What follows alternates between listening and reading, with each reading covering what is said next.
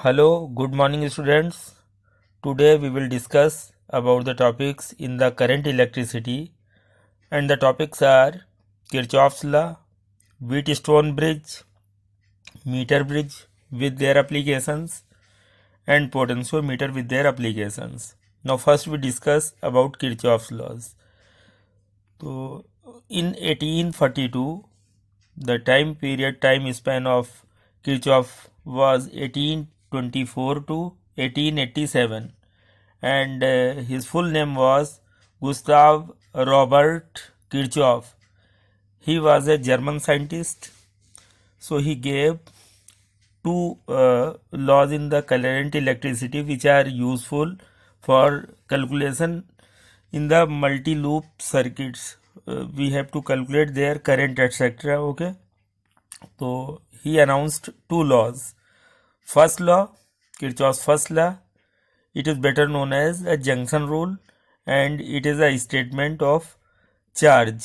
But second law, that is called the loop law, and it is a statement of conservation of energy. तो यहाँ पे जो है Kirchhoff's loss के बारे में हम लोग अगर बात कर रहे हैं तो 1980 नहीं 1842 में जो है इन्होंने अपना लॉ दिया था जो किसी भी कॉम्प्लिकेटेड सर्किट में करंट वगैरह को निकालने के लिए यूजफुल है।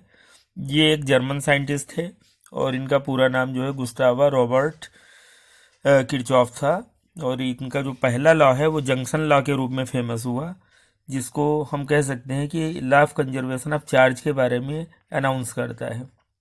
और सेकेंड लॉ लूप लॉ के रूप में फेमस हुआ, और ये एक स्टेटमेंट है law of conservation of energy के लिए।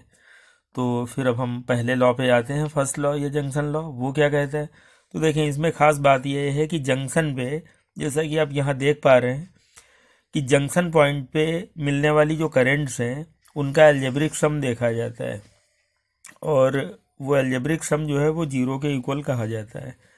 एल्जेब्रिक सम में ये बात अप्लाई करते हैं कि जो करंट जंक्शन की तरफ आ रही हैं उनको एक साइन कोई दे देते हैं, यानी पॉजिटिव दे देते हैं, और जो जंक्शन से आगे जा रहे हैं उनको एक अगला साइन यानी निगेटिव साइन दे दिया जाता है।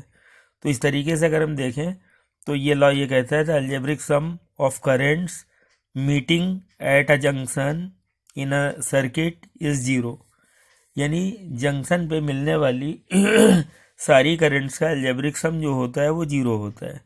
तो एल्जेब्रिक का सेंस है, एल्जेब्रा ये कहती है कि प्लस में कुछ हो कुछ माइनस में हो तो हम उसको ऐड करते हैं।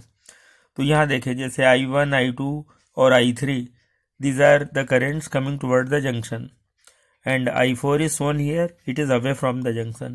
So we take the addition as I1 plus I2 plus I3 plus within bracket minus I4, because of algebraic sum है, प्लस तो ले रहा है लेकिन माइनस की 4 है। क्यों?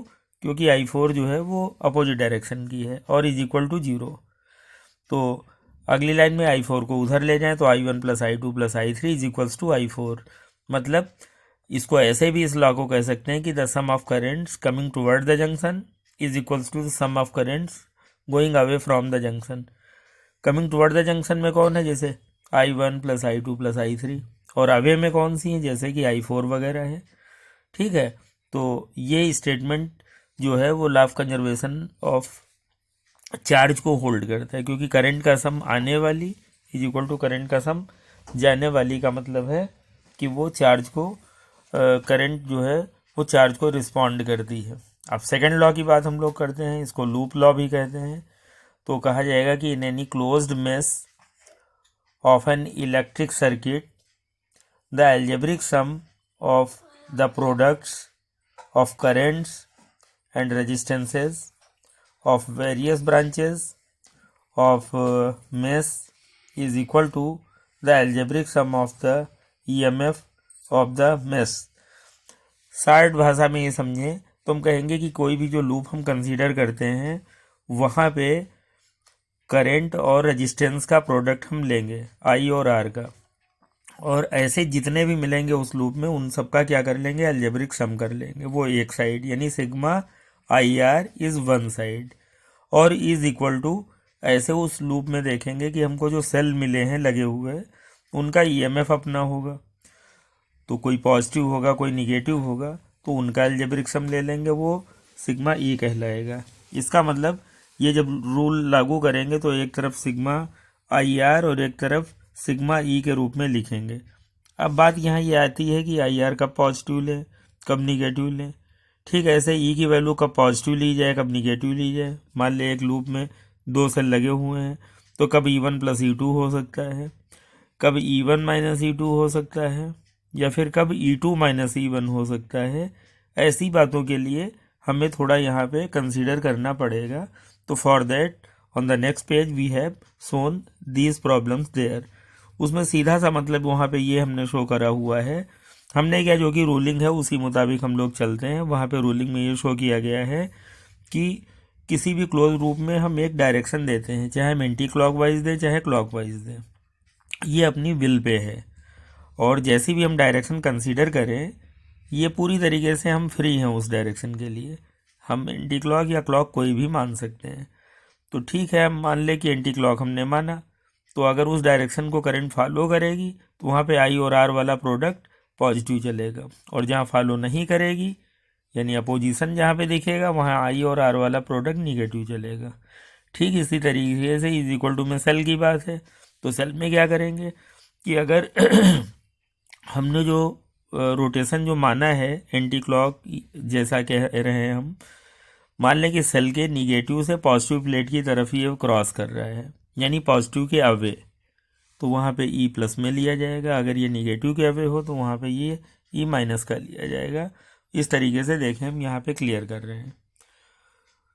तो while applying the second law the following sign conventions are followed, यानी सेकेंड लॉ को अप्लाई करते समय हमको ये साइन कन्वेंशन ध्यान रखने चाहिए।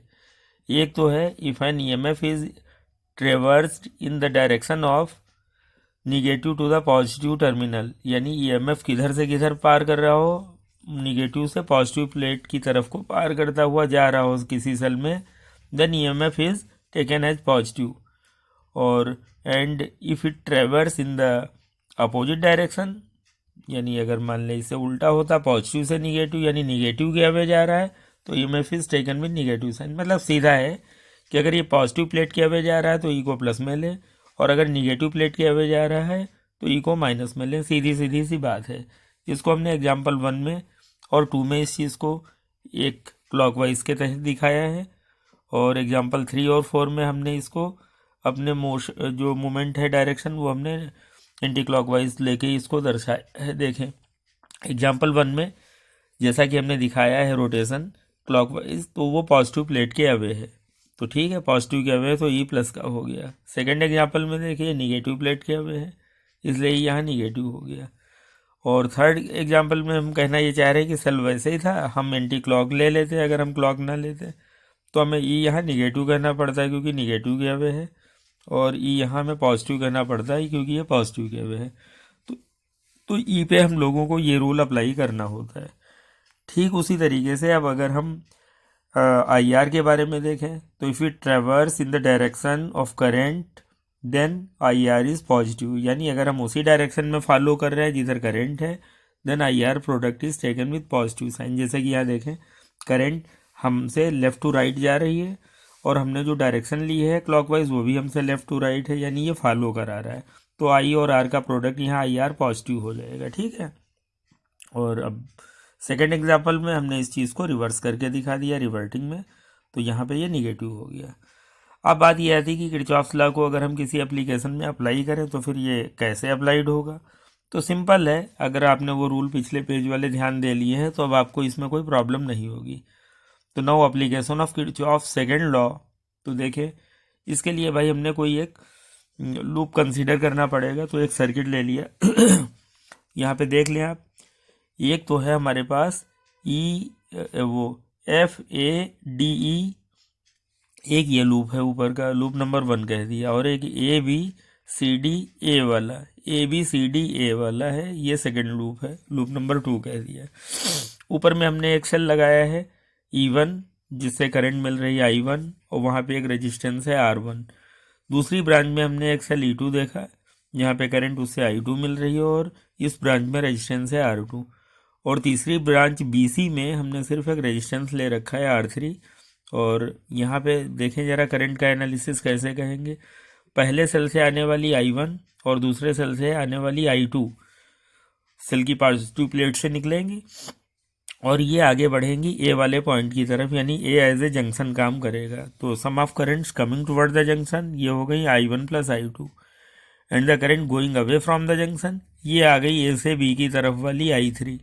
तो हम क्या कह सकते हैं कि I3 is equal to I1 plus I2, यानी sum of current away from the junction is equal to sum of current toward the junction. तो यहाँ पे वो बात लागू करके हम कह सकते हैं कि I3 क्या होगा, I1 प्लस I2 के बराबर होगा।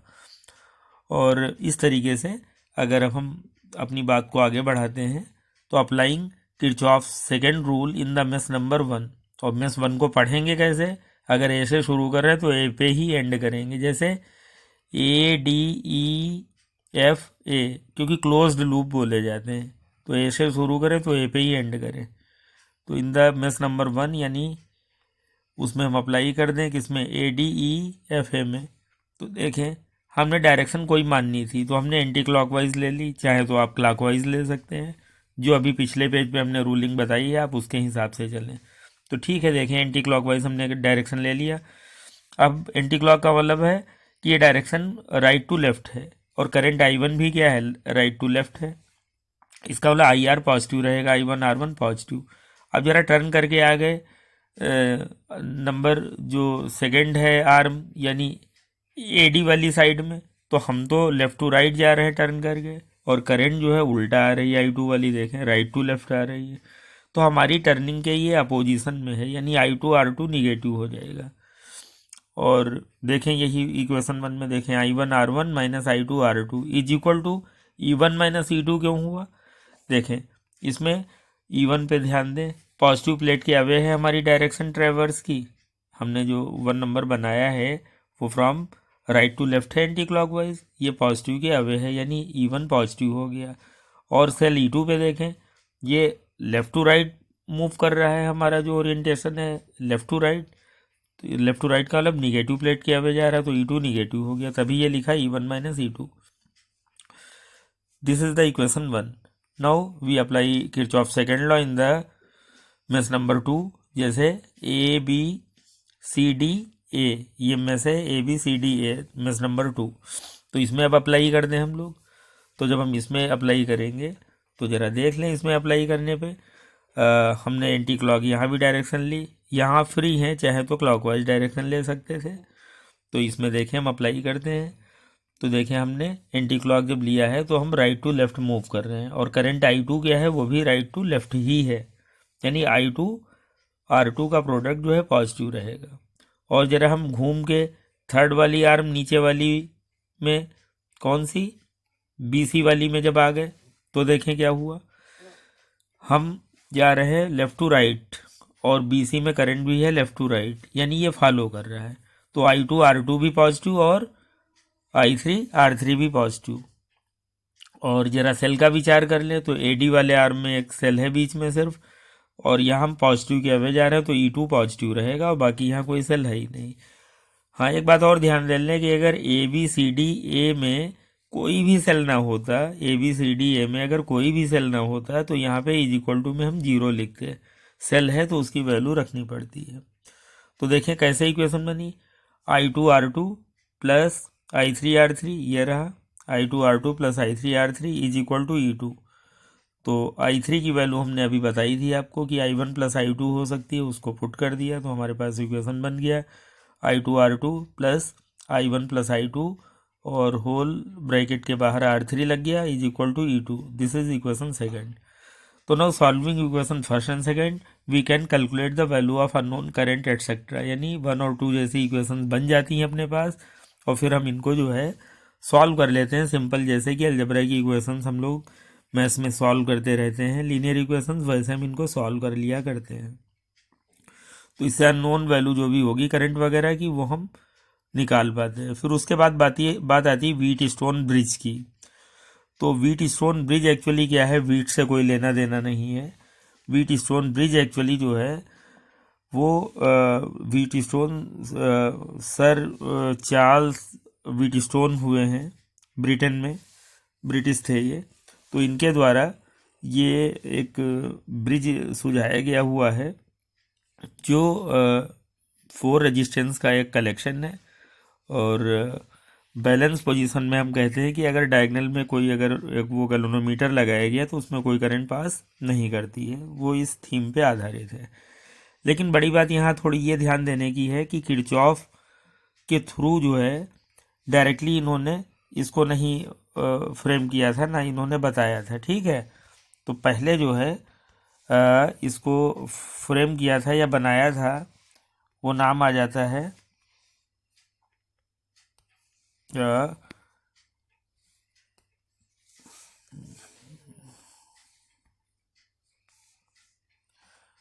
हाँ, तो व्हीटस्टोन ब्रिज के बारे में हम लोग कहने जा रहे हैं। व्हीटस्टोन ब्रिज जो है वो एक्चुअली पहले जो है वो फ्रेम किया हुआ था, ये साइंटिस्ट का नाम हुआ है, मैथमेटिशियन भी थे, साइंटिस्ट भी थे। इन्होंने पहले इसको फॉर्म किया। तो इनका नाम था सैम्यूल हंटर चा क्रिस्टले, सैम्यूल हंटर क्रिस्टले। इन्होंने पहले इसको डेवलप किया था। और चूंकि ये बहुत इसको पॉपुलर ना कर सके और आगे इसमें कुछ मॉडिफिकेशंस के साथ इसको पॉपुलर करने में जो है रोल अदा किया सर, यही जो नाम हमने लिया है सर चार्ल्स व्हीटस्टोन, इन्होंने इसको पॉपुलर करने में जो है क्रेडिट इनको जाता है। इसलिए नाम इन्हीं के ही आधार पे व्हीटस्टोन ब्रिज इसका नाम पड़ गया। तो ये एक्चुअली है क्या और किस काम आता है, तो हम ये कहेंगे कि it is a arrangement of 4 resistances which are arranged as a form of the arms of a quadrilateral. यानी ये 4 रेजिस्टेंसेस का एक कलेक्शन है जो कि क्वाड्रिलेटरल के आर्म के रूप में वो सेटअप है। जैसे कि quadrilateral A B C D है अपने पास, यहाँ पे देख लें ए बी सी डी है। और इस quadrilateral A B C D में ए बी वाली आर्म में एक रेजिस्टेंस है पी, बी सी में क्यू, इसको सर्कल कर दिया है हमने, बी सी में क्यू, सी डी में जो है एक रेजिस्टेंस एस ले ली गई है और ए डी वाले में एक रेजिस्टेंस आर ले ली गई है। तो यहाँ बोला यह जाता है कि अगर डायगनल बी डी में एक गैल्वेनोमीटर लगा दिया जाए की एक लगाते हुए K2, और ए सी वाले के बीच में, डायगनल के बीच में एक सेल ले लिया जाए एक की के साथ, यानी K1 की के साथ में एक K1 की उसके साथ की लगा दी गई है, यानी स्विच का काम करेगी। और हम यहाँ क्या पाते हैं कि अगर K1 की स्विच ऑन करें और अगर K2 की उसके बाद स्विच ऑन की जाए और गैल्वेनोमीटर जो लगा है इसमें कोई डिफ्लेक्शन ना हो अगर, तो हम कहेंगे कि बीडी वाली जो डायगनल है इसमें कोई करंट पास नहीं हो रही होगी, तभी गैल्वेनोमीटर डिफ्लेक्शन नहीं दे रहा है। तो जब गैल्वेनोमीटर डिफ्लेक्शन ना दे तो कहा जाएगा it is a balanced situation. यानी इस बैलेंस सिचुएशन में शर्त है क्या कि P वाले और Q वाले रेजिस्टेंस का रेशियो जो होता है P/Q इज इक्वल टू, अगर हम देखें तो पड़ता है R/S के बराबर। यानी in the balance situation when no current flows in the diagonal BD in which the galvanometer is connected, then in that situation we have the condition as P/Q is equal to R/S, जहाँ पे PQRS resistances थी। तो ये balanced Wheatstone bridge की condition कहलाती है। लेकिन जब तक बैलेंस्ड नहीं है, जब तक P/Q is equal to R/S लागू नहीं है, तब तक हमें कहना पड़ेगा कि डायगनल बीडी में भी करंट जा रही होगी। यानी गैल्वेनोमीटर आइदर साइड डिफ्लेक्शन अपना दिखाएगा, चाहे लेफ्ट में दिखाए चाहे राइट में दिखाए।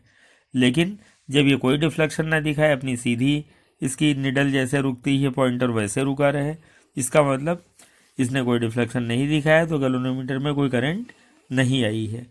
तो अगर आर्म बीडी में यानी डायगनल बीडी में अगर कोई करंट नहीं आई है तो उसी दशा में बोला जाएगा कि P/Q is equal to R/S। अब जरा इस कंडीशन को हम लोग प्रूफ कैसे करें, इस स्टेटमेंट को, तो किरचॉफ्स लॉ तो हो गया और व्हीटस्टोन ब्रिज की हम लोग बात ही कर रहे थे। तो देखें इसको प्रूफ कैसे करें। मान लीजिए ये एक सेल लिया हुआ सबसे नीचे, ध्यान दे लें, उसके साथ K1 की लगी हुई है। तो इस सेल से आई करंट आ रही है, ए वाले पॉइंट पे जंक्शन पे ये डिवाइड हो गई 2 पार्टों में, एक I1 वाली निकल गई AB वाली साइड पे और एक बाकी जो बच गई I-I1 वो AD वाली साइड में आ गई। ध्यान है, आई करंट पूरा है जिसमें आई वन एक उधर निकल गया, तो बाकी बचा आई माइनस आई वन, वो ए डी वाली में आ गया। अब जो आई वन जो आया है ए से बी की तरफ, वो बी वाले पे फिर फर्दर डिवाइड होगा। एक हिस्सा आई जी जो है, जी फॉर गैल्वेनोमीटर के लिए ले रखा है, एक हिस्सा आई जी वाला जो है वो बी डी वाले डायगोनल की ब्रांच में आ जाएगा, और जो बाकी बचा हिस्सा आई वन माइनस आई जी वो बी सी वाली ब्रांच में आ जाएगा। अब सी वाले पे देखें, फिर नीचे से सर्किट को देखें, ए से डी की तरफ जो आ रही वो आई वन को सब्ट्रैक्ट करके मिला था, बी ए से डी की तरफ आई माइनस आई वन। अब डी वाले पॉइंट पे उधर से आई जी आएगा, यहाँ पे डी पे टूवर्ड द जंक्शन आ रहा है, और डी से सी की तरफ देखें तो अवे फ्रॉम द जंक्शन कहलाएगा। इसका मतलब जंक्शन के टूवर्ड्स आने वाली है कौन कौन सी, I minus I G, I minus I one plus I G, और is equal to away from the junction में इतना ही काम कर जाएगी, कौन, I minus I one plus I G, मिलकर सी पे पहुंच गई। सी पे फिर देखें टुवर्ड द जंक्शन है हमारे पास, जो ऊपर से आ रही बी सी के अलोंग, और इधर जो डी से सी के अलोंग आ रही, ये टुवर्ड द जंक्शन। अगर इनको ऐड करें तो बाहर जो सी के बाद जो निकलेगी वो वही निकलेगी जो हमारे पास स्टार्टिंग में आई लेके चले थे, ए के पास देखें आई, वही हमको सी के पास मिल जाएगा वापस। देखें चाहे आई वन माइनस आई जी ये कैंसिल इसमें आई जी कैंसिल हो जाएगा, आई वन कैंसिल हो जाएगा, आई रह जाएगा। अब इसको हम अप्लाई कैसे करेंगे, तो ये जो मेस है ए बी डी ए ये क्लोज मेस नंबर 1 है, इस पर हम किरचॉफ सेकेंड लॉ अप्लाई करते हैं, और हमने मोमेंट ले लिया है, क्लॉकवाइज वाला ले लिया यहाँ पे। अब क्लॉकवाइज वाले मोमेंट में जो है हम जा रहे हैं, तो करंट आई वन जो है वो फॉलो करा रही है हमारी डायरेक्शन को, तो आई वन इंटू रजिस्टेंस यहाँ पे है पी, तो आई वन पी। फिर डायगनल में आ जाए, गैल्वेनोमीटर के डायगनल में, वहाँ पे गैल्वेनोमीटर का रेजिस्टेंस कैपिटल जी ही काम कर जाएगा, ऐसा हमने मान लिया है। तो बी से डी की तरफ जब हम टर्न लेंगे तो आई जी इंटू कैपिटल जी, ये भी प्लस में रहेगा। लेकिन जब हम डी से ए की तरफ जा रहे हैं तो हम तो क्लॉकवाइज जा रहे हैं, और करंट यानी हम राइट टू लेफ्ट जा रहे हैं, और करंट है एडी में लेफ्ट टू राइट यानी ये हमारी डायरेक्शन के अपोज में है।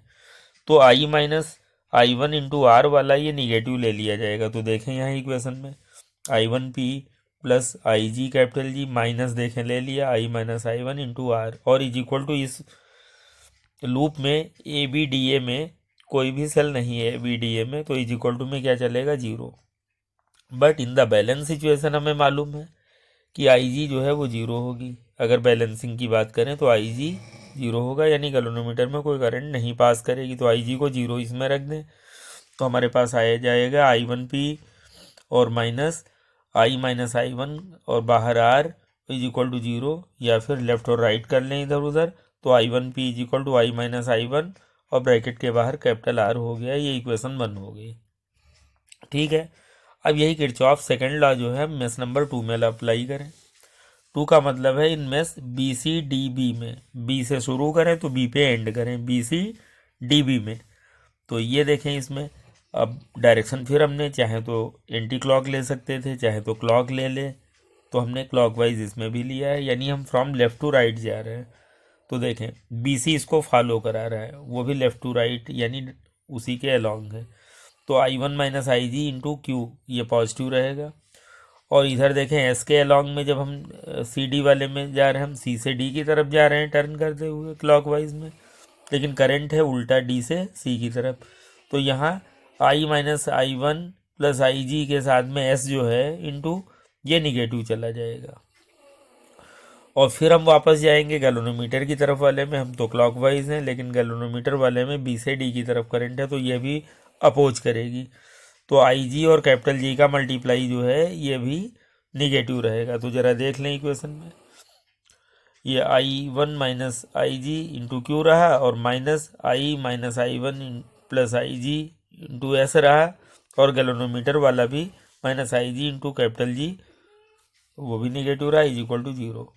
But in the balancing situation हम जानते हैं कि I G is equal to 0 होगा, वो इसमें रख दें हर जगह जहाँ जहाँ आई जी है, तो अपने को बाकी मिल जाएगा आई one into Q minus I minus I one S हो गया और इज इक्वल टू 0, या फिर हम कह सकते हैं कि I one Q is equal to I minus I one S. ये इक्वेशन सेकेंड है। अब देखें इक्वेशन फर्स्ट जो अपने पास थी वो थी I one P is equal to I minus I one capital R. ये first equation, is it clear? ठीक है, I one P is equal to I minus I one bracket बाहर कैपिटल आर है। और जो सेकेंड इक्वेशन है उस पर जरा आप ध्यान दे लें कि I one Q is equal to I minus I one S. ये इक्वेशन सेकेंड है। अगर 1 डिवाइडेड बाई 2 कर दें तो देखें क्या मिल जाता है अपने को। I one P upon I one Q is equal to I minus I one R upon I minus I one S. तो इससे ब्रैकेट ये कट गए आई माइनस आई वन वाले, उधर आई वन कट गया, तो अपने पास मिल गया P upon Q is equal to R upon S. तो कहेंगे this condition is used to calculate unknown resistance out of given 4 resistances. यानी जो हमारे पास क्वाड्रिलेटरल की साइडों के फॉर्म में 4 रेजिस्टेंस थे, उसमें से जो भी कोई एक अननोन होगा उसकी वैल्यू हम निकाल सकते हैं। तो इस व्हीट स्टोन ब्रिज के प्रिंसिपल पे बेस जो है वो एप्लीकेशंस भी इसके हैं। यानी मीटर ब्रिज एक ख़ास एप्लीकेशन है जिसका इस्तेमाल जो हम लोग करते हैं नॉन रेजिस्टेंस को निकालने में। तो उसका प्रिंसिपल जो है वो व्हीट स्टोन ब्रिज की बैलेंस कंडीशन वाला ही है। तो मीटर ब्रिज एन एग्जाम्पल और the application for the wheat stone bridge balance condition. ठीक है, और मीटर ब्रिज को हम लोग स्लाइड वायर ब्रिज भी बोलते हैं, यह भी आप ध्यान रखें। तो it works on the principle of wheat stone bridge in the balanced position, ये हम लोग बोलेंगे। और कैसा क्या, उसमें आप देख सकते हैं कि वो कंडीशन है P upon Q is equal to R upon S. अब ये व्हीट स्टोन ब्रिज के प्रिंसिपल पे तो है, तो भाई ये मीटर ब्रिज क्या था, तो इसमें देखें सबसे नीचे एक स्केल लगा हुआ, उसके साथ में 1 मीटर का ये वायर ले लिया गया ए और बी के बीच में। This is a wire of alloy, possibility है ये कॉन्स्टेंटन या मैग्नन का होता है। 1 मीटर का वायर है। अब 1 मीटर का क्यों है, क्योंकि कैलकुलेशन में थोड़ा सूटेबल पड़ जाता है, इजी पड़ जाता है, इसलिए 1 मीटर का ही लिया गया और 1 मीटर की वजह से इसका नाम मीटर ब्रिज पड़ा। दूसरा है कि एलॉय का ही क्यों ले रहे हैं, तो उसके पीछे का भी कॉज है कि एलॉय जो होती हैं टेम्परेचर डिपेंडेंट ज़रा कम होती हैं। यानी टेम्परेचर डिपेंडेंट इनका जो कोफिशेंट है टेम्परेचर कोफिशेंट, वो टेम्परेचर कोफिशेंट ऑफ रेजिस्टेंस जो बोला जाए, यानी टेम्परेचर के साथ साथ रेजिस्टेंस में होने वाला बदलाव, इस चीज़ को हम टेम्परेचर कोफिशेंट ऑफ रेजिस्टेंस बोल रहे हैं। तो टेम्परेचर के साथ साथ होने वाला जो बदलाव है वो मेटल्स में थोड़ा ज़्यादा होता है, लेकिन एलॉय में कुछ हद तक कम होता है। यानी बहुत टेम्परेचर डिपेंडेंट एलॉयज नहीं होती हैं। इसका मतलब थोड़ा बहुत अगर टेम्परेचर चेंज हुआ तो बहुत बड़ा खतरा नहीं है, रीडिंग बहुत चेंज नहीं होगी। लेकिन अगर यही हम कॉपर का वायर ले लेते, एल्युमिनियम का ले लेते या आयरन का ले लेते तो ये रिस्क बढ़ जाती, इस वजह से एलॉय का लिया गया। तो इसमें ए और बी के बीच में जो है वो एक सेल लगा दिया गया है। सेल सबसे नीचे जैसा देख रहे हैं उसका प्लस वाला एक हिस्सा है ए के साथ में लगा, और माइनस वाला हिस्सा एक की के थ्रू के वाली की लगाई है, फिर बी तक चला गया। अब ये जहाँ पे ए पे बांधा गया है स्क्रू लगा हुआ है, ये एल शेप की कॉपर की स्ट्रिप होती है, सी एस लिख दिया तभी हमने, सी एस कॉपर स्ट्रिप। ये एल शेप की चौड़ी पट्टी होती है इधर भी, और दूसरे एंड पे इधर भी होती है कॉपर स्ट्रिप। ये चौड़ी पट्टी होती है, और एक बीच में ये जो देख रहे हैं जहाँ गैल्वेनोमीटर शो कर रहे हैं, यहाँ भी कॉपर स्ट्रिप होती है। इसमें 3 जो है स्क्रू होते हैं टाइट करने के लिए, कनेक्शन के लिए। ये कॉपर की चौड़ी पत्तियाँ इसलिए ली जाती हैं कि कॉपर का एरिया ये बढ़ा हुआ रहे। Copper is a good conductor, यानी वो जो है वो अपनी रेजिस्टेंस कोई ख़ास ऐसी ऑफर ना करे कि जो हम वैल्यू निकालने जा रहे हो उस पर कोई वो बाय डिफेक्ट डालने जा रहा हो। इसका चूँकि मोटी पत्तियाँ ली जाती हैं तो एरिया ऑफ क्रॉस सेक्शन ज़्यादा है, तो वो भी एक सपोर्ट करता है कि कॉपर का अपना रेजिस्टेंस जो बने वो बहुत ही कम बन पाए। इसलिए मोटी पत्तियाँ कॉपर की ली जाती हैं, क्योंकि हम लोग जानते हैं R is equal to rho L upon A area है, रेजिस्टेंस एरिया के इन्वर्सली होती है। यानी चौड़ी पट्टियों को लेने से रेजिस्टेंस जो कॉपर की है वो काफ़ी कुछ कम फॉर्म होगी, ये फ़ायदा है उससे। ठीक है, और बाकी कनेक्शन का आप देख लें कि ये जो टर्मिनल है एल शेप और वो बीच वाले के बीच में लेफ़्ट साइड में यहाँ आर बी लगा देते हैं, यानी रेजिस्टेंस बॉक्स लगा देते हैं, जिसमें से हम लोग कोई सूटेबल रेजिस्टेंस निकालेंगे अभी रीडिंग के दौरान हम लोग ऐसा करते हैं। और राइट सेक्शन में इधर एक अननोन रेजिस्टेंस एस लगा दिया गया, और जिसकी वैल्यू हमको निकालनी है। और बीच का जो टर्मिनल है पेंच, उसके साथ में हमने एक गैल्वेनोमीटर सेट कर दिया। गैल्वेनोमीटर से एक दूसरा वायर जो निकला उसके साथ जॉकी यानी टच करने वाली एक निडल ले ली, जो कि इस वायर एलॉय के वायर पे टच कराई जाएगी। ठीक है, तो ये पूरा सिस्टम हो गया। अब यहाँ पे एक बात और ध्यान देने की है कि कोई अगर सोचे कि रजिस्ट्रेशन बॉक्स हमने यहाँ लगाया है तो क्या कहीं कुछ और भी चेंज हो सकता था। तो रजिस्ट्रेशन बॉक्स और जो एस है, दीज आर रिप्लेसेबल, यानी चाहें तो हम इनको आपस में रिप्लेस कर सकते हैं, ऐसा है। और दूसरी एक बात और मीनिंगफुल होती है कि हम रीडिंग किधर से लें, क्योंकि स्केल जो लगा है उस पर 1 2 3 4 दोनों साइडों से लिखा हुआ मिल जाता है। रीडिंग किधर से लें तो इसमें बहुत बार कन्फ्यूजन हो जाता है। तो आप ध्यान रखें कि रीडिंग जो है हम ए वाले सिरे से लें या बी वाले सिरे से लें, ये डिपेंड करेगा कि सेल जो है ये जो सबसे नीचे लगा हुआ, इसका पॉजिटिव किधर लगाया है। यानी हमें रीडिंग उधर से लेनी चाहिए जिधर हमने सेल का पॉजिटिव टर्मिनल अटैच किया हो। सेल का पॉजिटिव टर्मिनल हमने ए पे लगाया है तो हम रीडिंग एक ही तरफ से शुरू करेंगे। अगर यही टर्मिनल अगर हमने सेल का बी पे लगाया होता तो रीडिंग हम बी की तरफ से शुरू करते। ठीक है, तो ये अब सारी अप्रोच के बाद में ये इसकी कॉन्स्ट्रक्शन भी हमने आपको समझा दी, वो कॉन्स्ट्रक्शन यही है। ठीक है, तो इट कंसिस्ट ऑफ, हम कह सकते हैं कि manganin or constantan wire of length 1 metre. क्यों मैग्नेन या कंस्टेंटन एलॉय का लिया गया अभी हमने आपको क्लियर किया, क्योंकि वो टेम्परेचर डिपेंडेंट उनकी रेजिस्टेंस कम होती है, यानी वो एलॉयज़ हैं और टेम्परेचर के साथ साथ उनका रेजिस्टेंस बहुत वेरिएट नहीं करता है, यानी अपने एक्सपेरिमेंट की रीडिंग या वैल्यू पे कोई बहुत बड़ा बैड इफेक्ट नहीं डालेगा, इसलिए ऐसा कहा जा रहा है। तो जो है फिर अब रीडिंग के लिए कैसे सेटअप स्टार्ट करते हैं, तो सबसे पहले क्या करते हैं कि सारे कनेक्शन हम ओके देख लेते हैं। उसके बाद सर्किट सही है या नहीं इसके लिए चेकिंग करते हैं। रजिस्टेंस बॉक्स से कोई एक सुइटेबल रजिस्टेंस निकाल लेते हैं। मान लें कि रजिस्टेंस जो हमने निकाली वो कोई भी निकाल लें, 5 ओम या 10 ओम कुछ निकाल लिया रजिस्टेंस बॉक्स से। निकालने के बाद जो गैल्वेनोमीटर में जो जॉकी है, इसको ए वाले एंड के इधर कहीं पी जहाँ लिखा है, मतलब यहाँ कहीं भी टच कराएं इस एंड के आसपास, तो गैल्वेनोमीटर एक साइड भागे उसकी निडल। फिर हम जॉकी को ये बी वाले एंड के आसपास यहाँ चेक टच कराएं, तो यहाँ गैल्वेनोमीटर की निडल दूसरी साइड भागे। यानी दोनों साइडों में गैल्वेनोमीटर की निडल एक ही तरफ ना भागे। ये अगर एक दूसरे की अपोजिट साइडों में भाग रही हैं तो कहेंगे कि सर्किट ओके है। फिर ये चेकिंग के बाद में वो जो है उसको हम रजिस्टेंस बॉक्स में वापस लगा देते हैं। जो हमने 10 ओम वगैरह लिया उसको हम वापस लगा देते हैं और मान लेते हैं कि सर्किट इज़ ओके। इसके बाद अब क्या करेंगे, अब हम रीडिंग लेना स्टार्ट करेंगे। रीडिंग लेते वक्त क्या करते हैं, रजिस्टेंस बॉक्स से जो हम छोटी छोटी रजिस्टेंस निकालते जाते हैं। पहले 1 ओम की निकाली, फिर हम नल पॉइंट चेक करते हैं कि जॉकी को टच कराने पे कि कहाँ पे इसका डिफ्लेक्शन ना लेफ़्ट गया ना राइट गया, ना लेफ़्ट गया ना राइट गया। तो वहाँ पे जो है मान लो कि हमने जॉकी को एक ऐसे पॉइंट जे पे टच कराया है जहाँ पे ये कोई डिफ्लेक्शन नहीं दे रहा है, इसका मतलब बैलेंस सिचुएशन है। तो लेफ़्ट वाली जो दूरी है वो एल हो जाएगी, जो राइट वाली जो दूरी है वो 100 माइनस एल हो जाएगी। तो इस तरीके से अगर, और हम दूसरी बात ये कह सकते हैं कि वायर के पर यूनिट लेंथ का रेजिस्टेंस अगर पी है, किसके बीच, ए से जे के बीच में, अगर वायर के पर यूनिट लेंथ का रेजिस्टेंस अगर पी है तो ए से जे तक पूरे वायर का रेजिस्टेंस कितना हुआ, एल इंटू पी हो जाएगा। ठीक है, और बाकी हिस्सा जो बचा 100 माइनस एल, अगर उस साइड का रेजिस्टेंस अगर क्यू है पर यूनिट लेंथ का, तो टोटल रेजिस्टेंस हो गया 100 माइनस एल इंटू क्यू।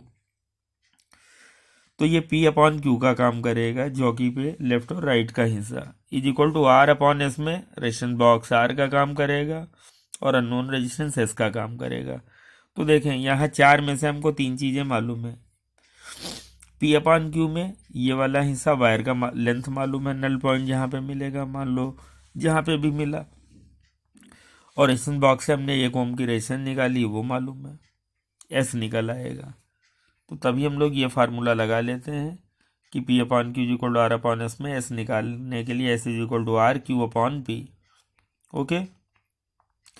और परफॉर्म और रीडिंगों के लिए कैसे करते हैं, रेजिस्टेंस बॉक्स से 1 ओम के बाद फिर 2 ओम निकालते हैं, तब नल पॉइंट देखते हैं, फिर 3 ओम, 4 ओम, 5 ओम, ऐसे करके हम कई एक ऑब्जर्वेशंस ले लेते हैं, तो अननोन रेजिस्टेंस की वैल्यू अपने पास आ जाती है। ठीक है, तो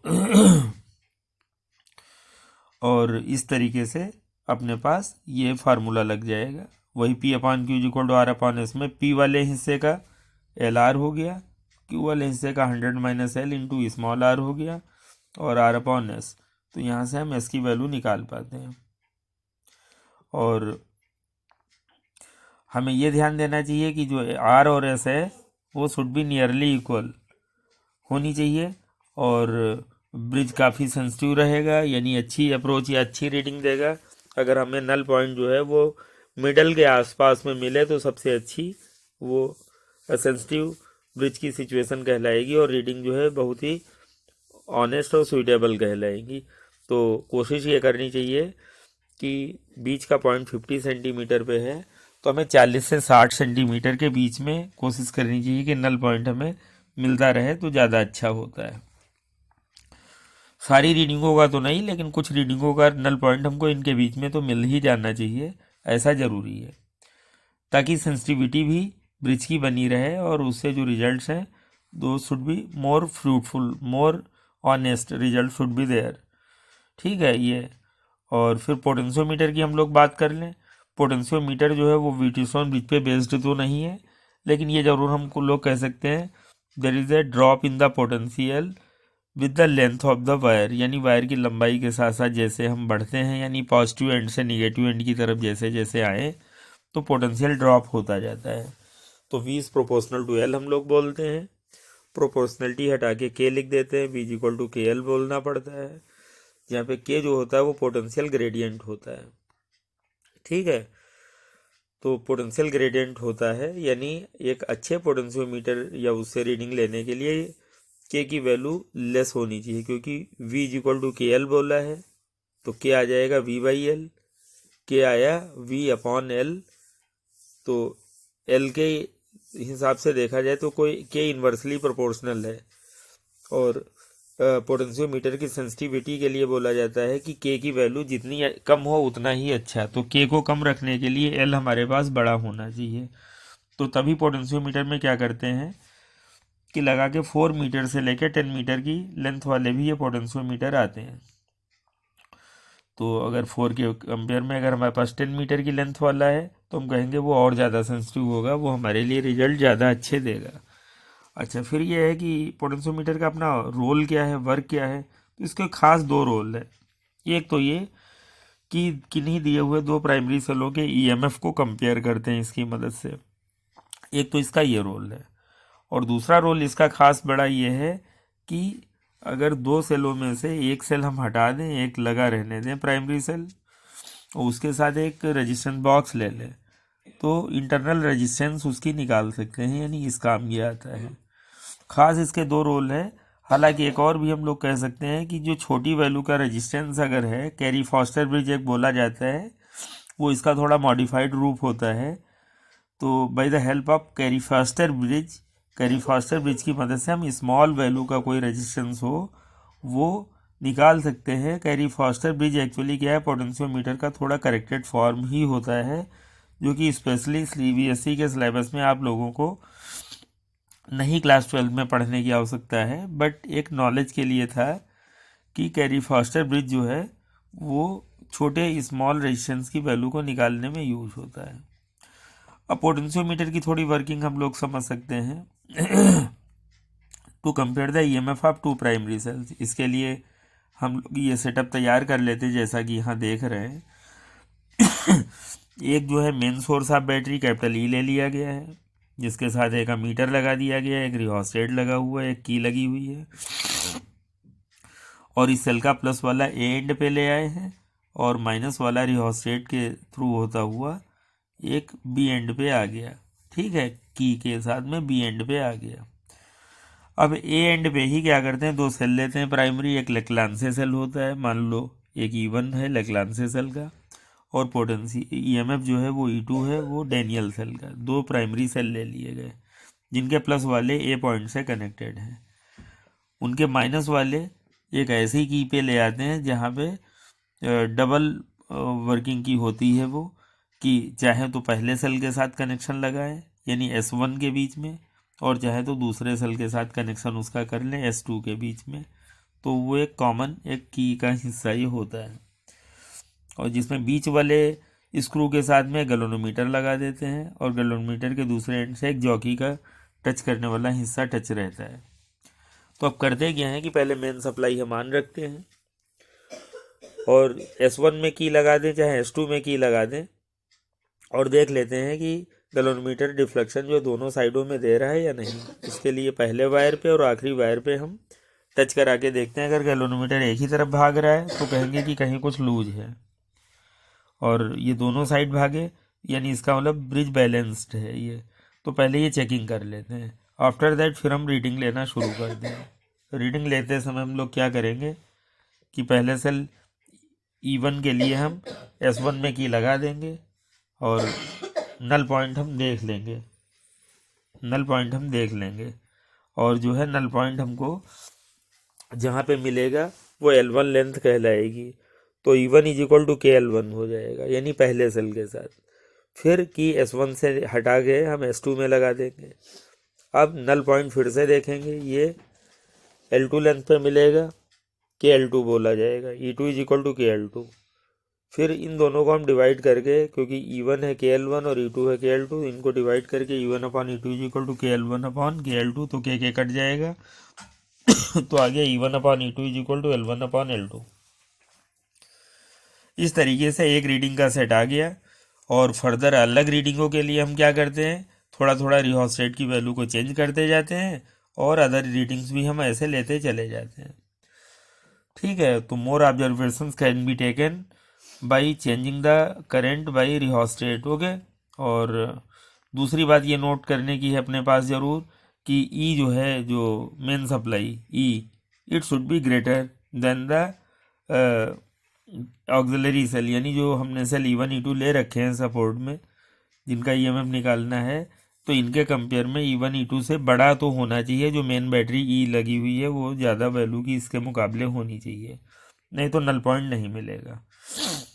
फिर एक पोटेंशियोमीटर का यूज क्या है इंटरनल रेजिस्टेंस निकालने में। तो एक किसी दिए हुए प्राइमरी सेल का इंटरनल रेजिस्टेंस निकालने में पूरा सर्किट यही रहेगा जैसे कि ऊपर आप देख चुके हैं।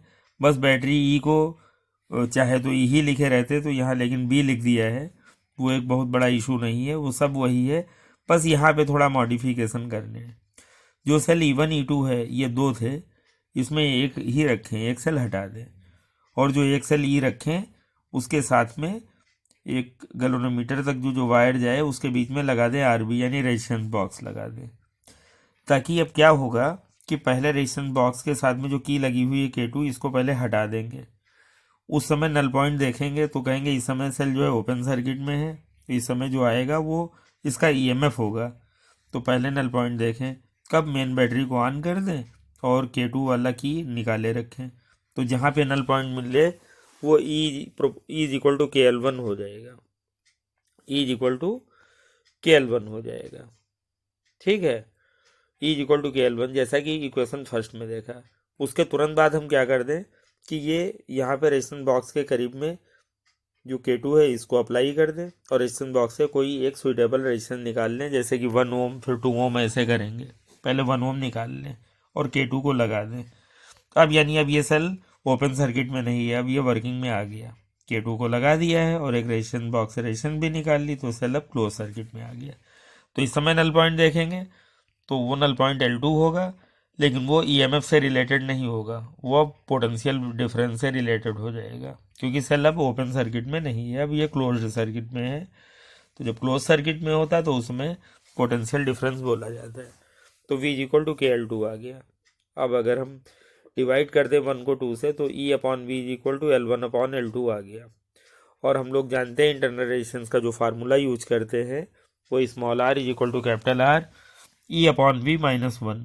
इसमें अगर हम वैल्यू डाल दें E अपॉन V, तो E अपॉन V अपने पास क्या है, L1 अपॉन L2 है। तो हमारे पास आ गया small r is equal to capital R और ब्रैकेट में L1 अपॉन L2 माइनस 1। तो इस फार्मूले में रख के हम वैल्यू निकाल लेते हैं। ये एक ऑब्जर्वेशन हो जाएगा। और अदर ऑब्जर्वेशन के लिए हम लोग क्या करें कि रेशन बॉक्स से हम धीरे धीरे करके वैल्यू बढ़ाते रहें, 1 के बाद 2, फिर 3, फिर 4, और इस तरीके से और ऑब्जर्वेशंस ले लें। और साथ ही साथ ये ध्यान रखें कि for a set of observation the value of current in the ammeter should be constant. यानी एक ऑब्जर्वेशन यानी एक रीडिंग के दौरान चाहे हम L1 निकाल रहे हैं और फिर हम L2 निकाल रहे हैं, जब एक रीडिंग के दौरान एमीटर की करंट जो है वो कांस्टेंट जरूर बनी रहे, वो वेरिएट ना करे। अगर वो वेरिएट कर रही है तो रिहोस्टेट की मदद से इसको इतना खिसकाएं कि एमीटर की रीडिंग या पॉइंटर हम वहीं पे रखें जहाँ पे पहली रीडिंग के दौरान L1 के दौरान था, उतना ही L2 के दौरान भी वो वहीं बना रहे।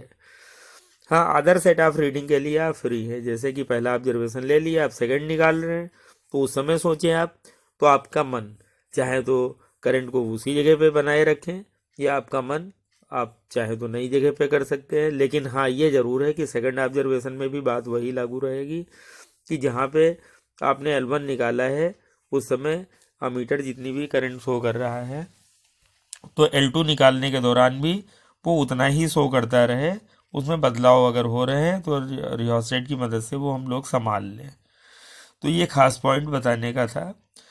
और दूसरी बात यहाँ पे ये ध्यान देने की है, यहाँ भी जो मेन जो बैटरी है B, it should be more in the value in compare to the auxiliary cell. यानी ई वाले के कंपेयर में हमें जो मेन बैटरी B है उसकी वैल्यू ज़्यादा लेनी पड़ेगी, और होनी भी चाहिए, नहीं तो हमें नल पॉइंट नहीं मिलेगा। और जैसा कि बता रहे थे कि पोटेंशियोमीटर का एक इस्तेमाल और भी होता है। Potentiometer is used also for the calculation of the small resistances. ठीक है, और स्मॉल रेजिस्टेंस निकालने के लिए इसमें थोड़ा एक मॉडिफिकेशन करते हैं। ये कैरी फॉस्टर ब्रिज के रूप में पहचाना जाता है, लेकिन ये आपको सिलेबस में स्पेशली पढ़ना नहीं है, तो इसको बहुत ज़्यादा आप फॉलो ना करें। इसमें A और B के बीच में एक वायर जो है उसमें गैल्वेनोमीटर बीच में लगाया गया है। वो नल पॉइंट किसी पॉइंट पे जो है जो कि जहाँ टच कराई जाती है, वो एक साइड की लेंथ L1 है, दूसरे साइड की L2 है, और यहाँ पे अननोन रेजिस्टेंस X ले लिया गया है। और ऊपर के हिस्से में देख रहे हैं एक वो सेल है, की के साथ में एक सेल लगा हुआ है। यहाँ पे P वाला एक रेजिस्टेंस है, यहाँ पे Q वाला एक रेजिस्टेंस है, और यहाँ पे Y वाला एक रेजिस्टेंस है। ये सब इसका एक स्ट्रक्चर है। और here unknown resistance X can be denoted as, यानी उसको कैसे निकालेंगे, तो X जो है ये इज इक्वल टू हो जाता है Y में से हमें लेस करना है ये जो लेंथ का जो डिफरेंस है L1 और L2, यानी जहाँ पे नल पॉइंट मिलेगा, मान लो 60 पे मिला नल पॉइंट, तो L1 60 है, L2 40 है, तो 60 और 40 का डिफरेंस जो है वो 20 है। तो वैसा है, यानी X is equal to Y minus L1 minus L2 के साथ में स्मॉल r की हम वैल्यू मल्टीप्लायर ले लेते हैं इस तरीके से, तो हमारे पास ये वैल्यू निकल के आ जाती है। जहाँ पे स्मॉल r था क्या, small r is the resistance per centimetre length of the wire. यानी ये रेटिंग लिखी रहती है इंस्ट्रूमेंट के ऊपर, तो उसकी पर सेंटीमीटर लेंथ का रेजिस्टेंस कितना रहा होगा। तो इस तरीके से स्मॉल वैल्यू का कोई रेजिस्टेंस अगर होता है तो उसको हम पोटेंशियोमीटर की मदद से निकाल लेते हैं। लेकिन उस दशा में इसमें थोड़े मॉडिफिकेशंस हैं, और उस मॉडिफिकेशन के साथ इसको जो है लो रेजिस्टेंस वैल्यू निकालने के लिए यूज़ तो करते हैं, लेकिन तब ये कैरी फॉस्टर ब्रिज के रूप में ये पहचाना जाता है, क्योंकि कैरी फॉस्टर ने ही इसको जो है थोड़ा इसका सेटअप चेंज किया था।